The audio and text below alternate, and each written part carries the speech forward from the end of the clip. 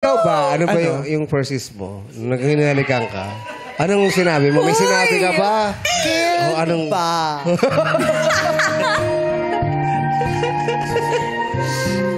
Hindi, naalala ko talaga yung ano yun. Parang, ano siya. Yun nga, yung na-inlove ako sa best friend ko dati.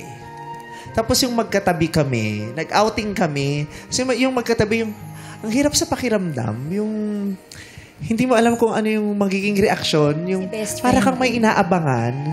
Hindi, pero feeling ko, hindi, yung best friend ko, alam niya palang may feelings ako sa kanya. Ah, may ganun. At that point, hindi niya rin ma-figure out. Nag-usap kami nung matanda na kami.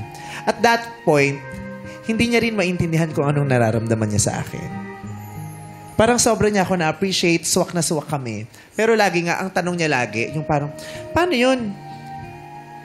Eh, hindi naman ako bakla. Kasi syempre, ganun, dati di ba may ganung, nung hindi pa tayo masyadong nakakaunawa. Pag pumatol sa bakla, bakla. Yung ganun. Hindi pa natin alam yung pagkakaiba-iba ng gender identity, di ba? Yung ganun. Parang, okay lang ba yun? Parang nakwento niya sa isang kakilala namin. Parang meron ako nararamdaman, pero hindi naman ako bakla. Yung gano'n, hindi niya rin naiintindihan. So, nung mga panahon na sobra akong nag-iisip at nag-aabang sa mga nangyayari, ganun din pala siya. Inaabangan niya kung anong gagawin ko. Ano nangyari? Ano nangyari? Nakakapraning siya. It made you overthink after. Diba? Isip ka ng isip, anong ibig sabihin nun? Pagkatapos ba nun, anong iaarte nyo pag nagkita kayo ulit? Pag-uusapan nyo ba yung halik na yun? O kung anong nangyari sa inyo nung gabi yun? Pag-uusapan ba? May bearing ba yun o dapat kalimutan lang? May issue na ba kayo after nun? Meron ba kayong dapat ituloy? Meron bang dapat i-formalize o i-officialize after nun? O anong... Tapos, pag hindi pinag-usapan, tapos parang walang nangyari, yung parang ang sakit, parang... Yung naiiwan ka sa sarili mo, ang dami mong tanong, wala ba yun? Totoo pa nangyari yun? Tapos hindi mo alam kung paano mo i-open.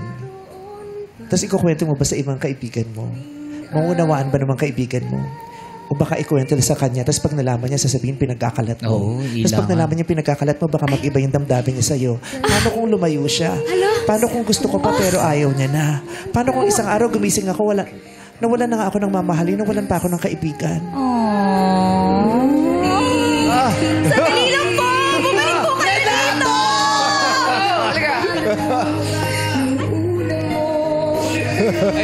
Pero mahal mo siya! Ayan na siya! Nagpapalik! Toy, namiss ko na, Toy. Pwede nyo bang ulitin yun? Oh my God! Tuloy. Alam mo naman, panahon yun, naguguluhan talaga kung anong nararamdaman ko sa'yo. Pag-ibig ba to? Paghanga? O naguguluhan lang ako sa pagkatao ko? Dahil hindi ko alam kung ano ba tong... Ano ba ako? Lalaki ba ako? Babae ba ako? Bakla ba ako? Bata pa ako? Litong-lito ako? Babae ka sa paningin ko, Toy.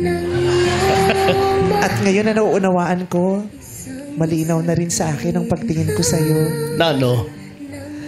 Tinapay ka sa paningin ko, Lassie. Isa kang lumang pandesal na sinawasaw sa kape. Alam mo yung itsura ng pandesal na sinawasaw sa kape? Ganyan. Ito naman eh. Oh?